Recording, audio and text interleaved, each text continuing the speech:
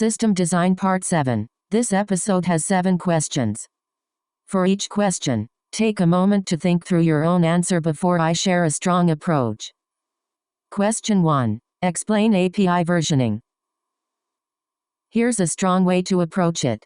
API versioning manages changes to APIs without breaking existing clients. Common approaches include URL versions, headers, backward-compatible changes, and deprecation windows. Detailed interview explanation. API versioning should be explained as a system design concept with clear trade-offs. Start by clarifying requirements, users, scale, latency, availability, consistency, data volume, security, compliance, and cost. Then explain components, data flow, failure modes, scaling strategy, and operations. Production example. A scalable system often includes clients, an API gateway or load balancer, stateless services, caches, queues or streams, databases, object storage, workers, observability, CI or CD, and security controls. For Kubernetes or MLOps platforms, add GitOps, policy enforcement, model registry, feature pipelines,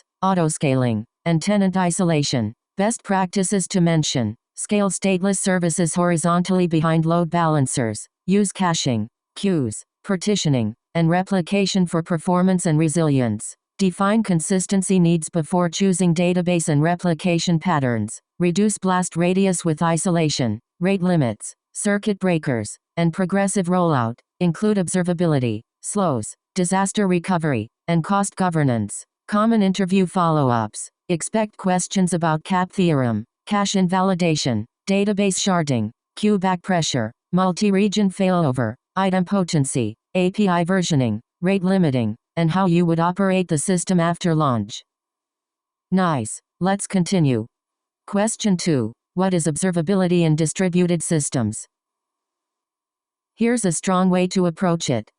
Observability in distributed systems requires metrics, logs, traces, correlation IDs, dependency maps, and slows across all services. It helps debug partial failures and latency across service boundaries. Detailed interview explanation. Observability in distributed systems should be explained as a system design concept with clear trade-offs. Start by clarifying requirements, users, scale, latency, availability, consistency, data volume, security, compliance, and cost. Then explain components, data flow, failure modes, scaling strategy, and operations. Production example. A scalable system often includes clients, an API gateway or load balancer, stateless services, caches, queues or streams, databases, object storage, workers, observability, CI or CD, and security controls. For Kubernetes or MLOps platforms, add GitOps,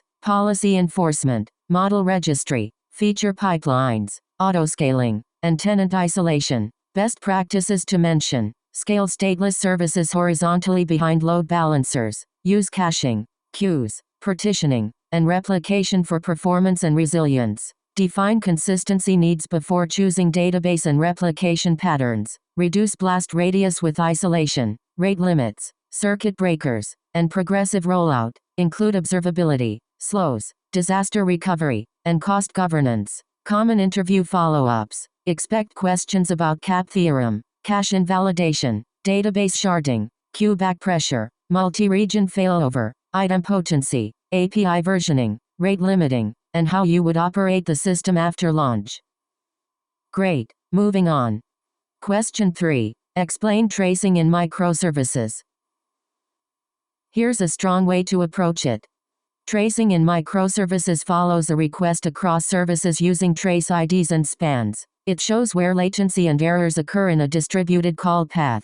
Detailed interview explanation. Tracing in microservices should be explained as a system design concept with clear trade-offs. Start by clarifying requirements, users, scale, latency, availability, consistency, data volume, security, compliance, and cost. Then explain components, data flow, failure modes, scaling strategy, and operations. Production example. A scalable system often includes clients, an API gateway or load balancer, stateless services, caches, queues or streams, databases, object storage, workers, observability, CI or CD, and security controls. For Kubernetes or MLOps platforms, add GitOps, policy enforcement, model registry, feature pipelines, autoscaling, and tenant isolation. Best practices to mention: scale stateless services horizontally behind load balancers, use caching, queues, partitioning,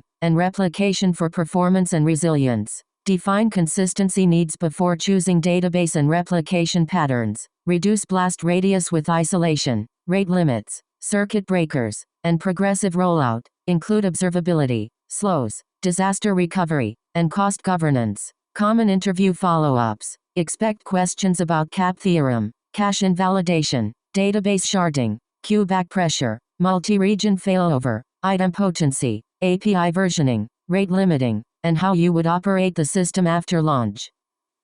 Alright, next question. Question 4. What is service mesh? Here's a strong way to approach it.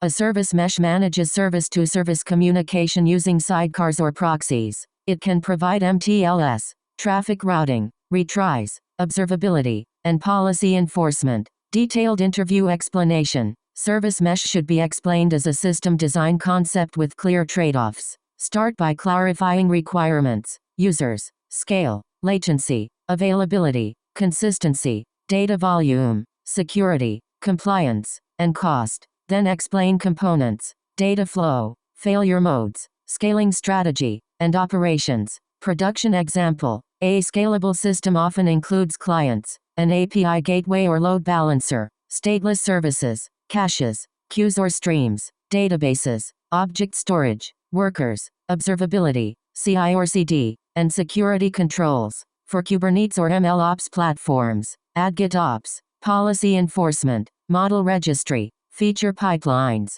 autoscaling, and tenant isolation. Best practices to mention: scale stateless services horizontally behind load balancers, use caching, queues, partitioning, and replication for performance and resilience. Define consistency needs before choosing database and replication patterns. Reduce blast radius with isolation, rate limits, circuit breakers, and progressive rollout. Include observability, slows, disaster recovery, and cost governance. Common interview follow-ups. Expect questions about CAP theorem, cache invalidation, database sharding, queue backpressure, multi-region failover, idempotency, API versioning, rate limiting, and how you would operate the system after launch. Let's keep going. Question 5. Explain platform engineering. Here's a strong way to approach it.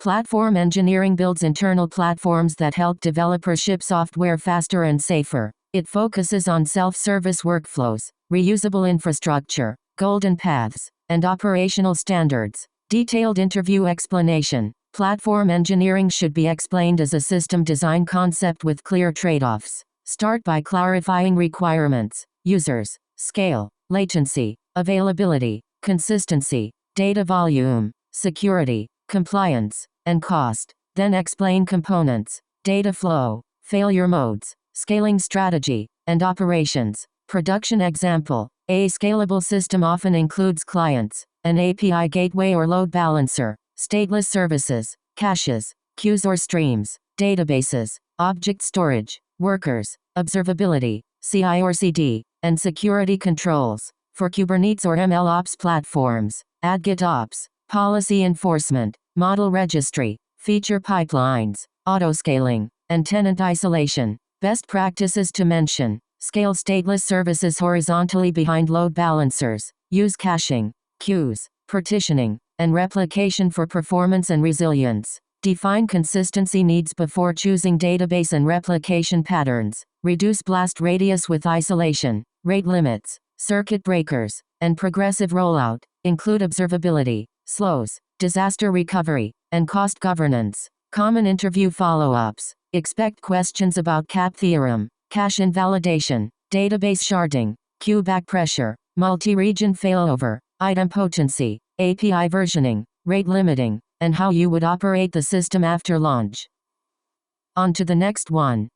Question 6. What is internal developer platform? Here's a strong way to approach it. An internal developer platform provides self-service tools, templates, pipelines, environments, and observability for engineering teams. It reduces cognitive load and standardizes delivery. Detailed interview explanation. Internal developer platforms should be explained as a system design concept with clear trade-offs. Start by clarifying requirements, users, scale, latency, availability, consistency, data volume, security, compliance, and cost. Then explain components, data flow, failure modes, scaling strategy, and operations. Production example. A scalable system often includes clients, an API gateway or load balancer, stateless services, caches, queues or streams, databases, object storage, workers, observability, CI or CD, and security controls. For Kubernetes or MLOps platforms, add GitOps, policy enforcement, model registry, feature pipelines, autoscaling, and tenant isolation. Best practices to mention. Scale stateless services horizontally behind load balancers. Use caching, queues, partitioning, and replication for performance and resilience. Define consistency needs before choosing database and replication patterns. Reduce blast radius with isolation, rate limits, circuit breakers, and progressive rollout. Include observability, slows, disaster recovery, and cost governance. Common interview follow-ups. Expect questions about CAP theorem, cache invalidation, database sharding, queue back pressure, multi-region failover, idempotency, API versioning, rate limiting, and how you would operate the system after launch. Good. Here's another one. Question 7. Explain golden paths.